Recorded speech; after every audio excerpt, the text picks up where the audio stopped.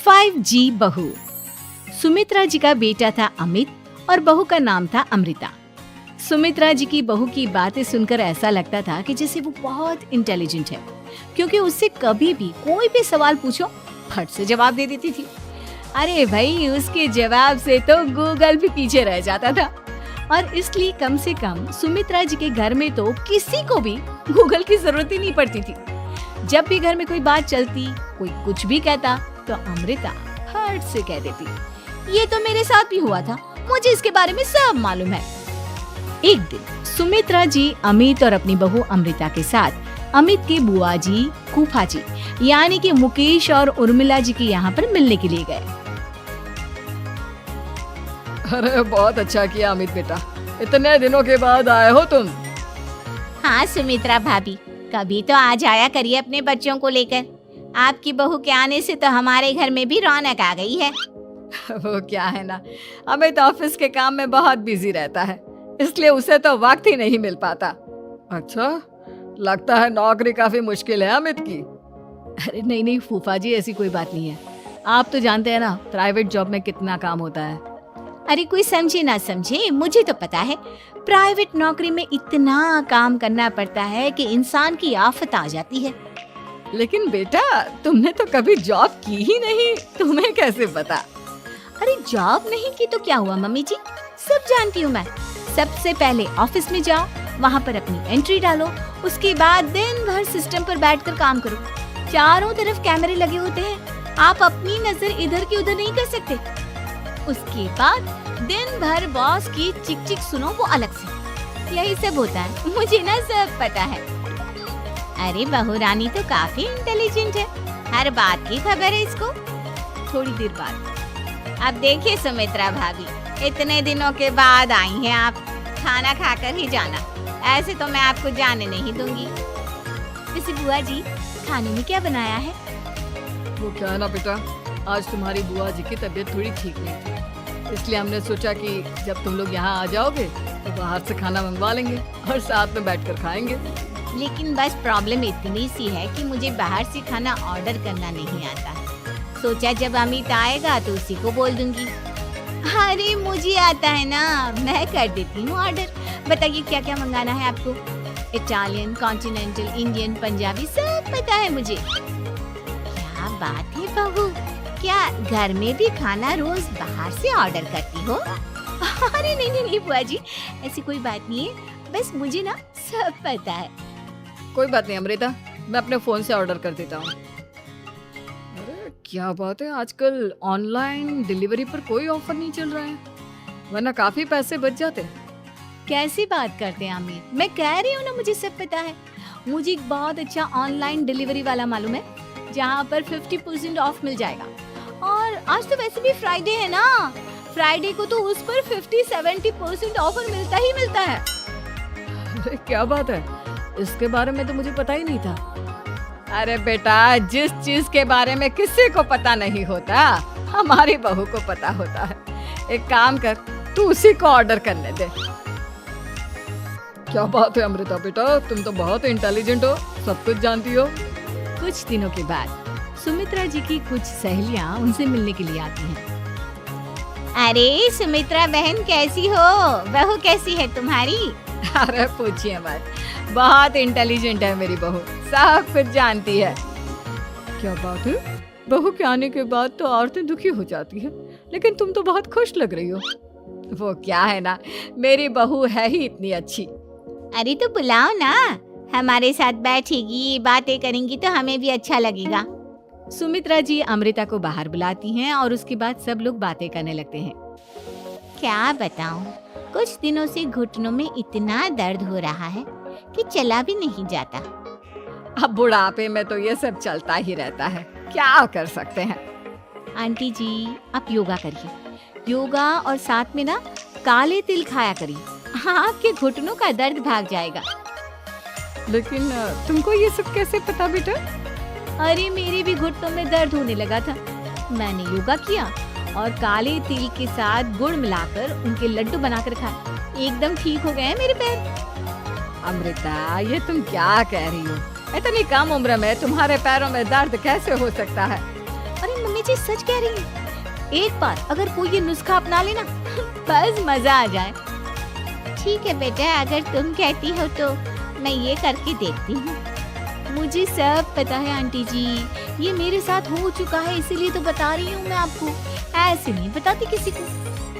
कुछ दिनों के बाद अमित अमृता को अपने दोस्तों के साथ घूमने के लिए ले जाता है।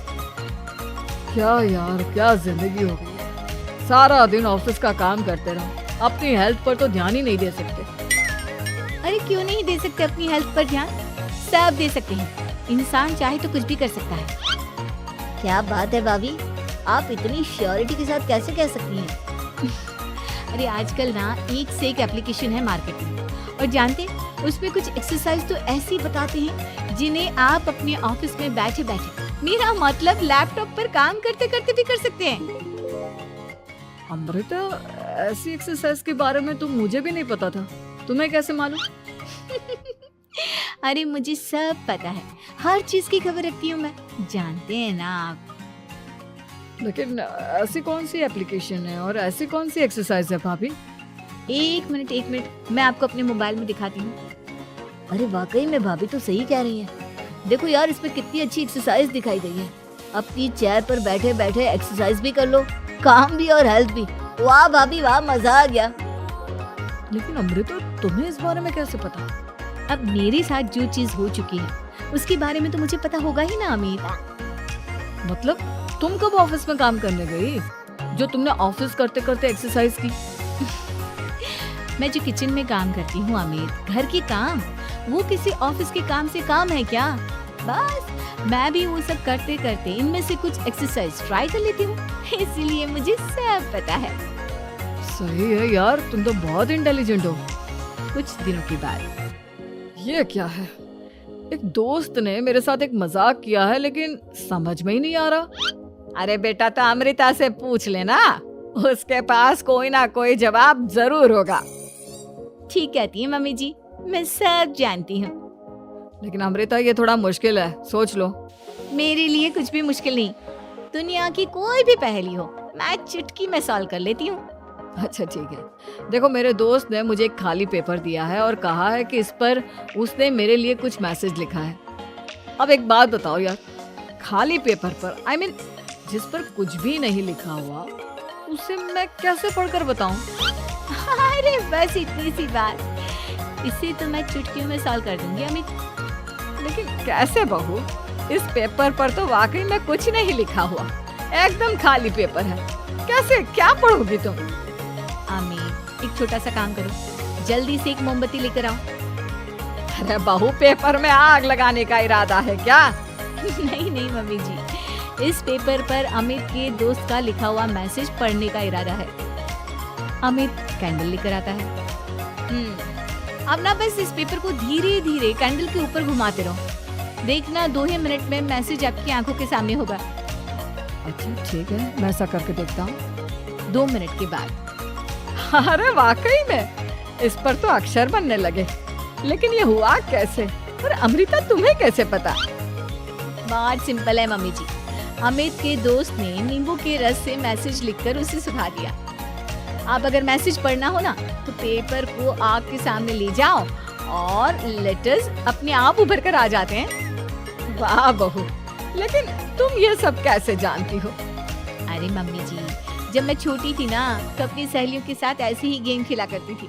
ये तो मेरे साथ कितनी बार हो चुका है, मुझे सब पता है। थैंक यू यार अमृता, तुम्हारी वजह से हमें कुछ भी सोचने की जरूरत ही नहीं पड़ती, तुम सब कुछ बता देती हो।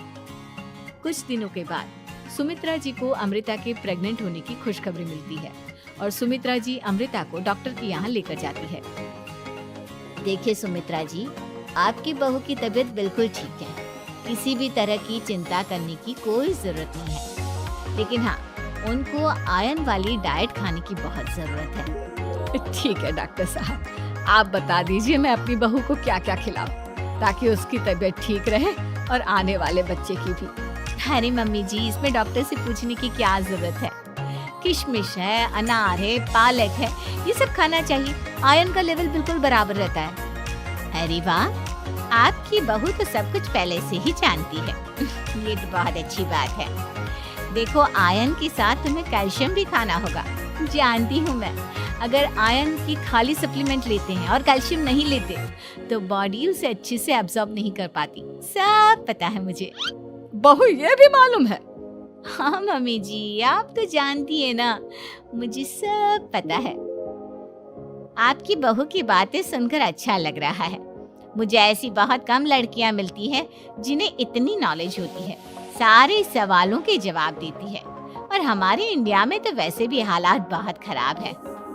बिल्कुल ठीक कह रहे हैं आप डॉक्टर साहब, लेकिन मैं उन लड़कियों की तरह नहीं हूँ। बहुत ख्याल रखती हूँ मैं हर चीज का।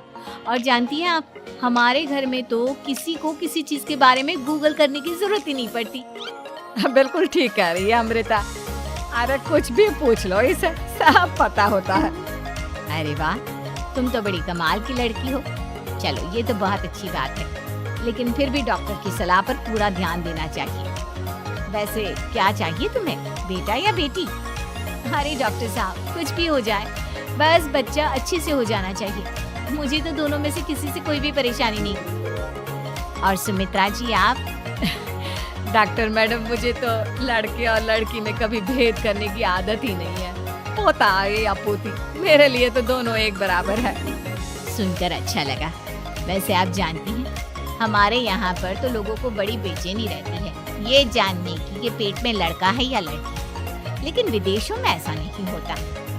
हाँ, वहाँ पर तो सब कुछ पहले से ही बता देते हैं ना। ये भी कोई बात हुई भला? लेकिन तुम्हें कैसे पता कि वहाँ पर सब कुछ पहले ही बता देते हैं? अच्छा हाँ, तुम तो सब कुछ पहले से ही जानती हो ना। तुम्हारे साथ तो सब कुछ पहले से ही हो चुका होता है। नहीं मम्मी जी, ये तो मेरे साथ पहली बार हो रहा है, इसलिए मैं ये डायलॉग नहीं बोल सकती। अमृता की बात सुनकर सुमित्रा और डॉक्टर दोनों हंसने लगते हैं।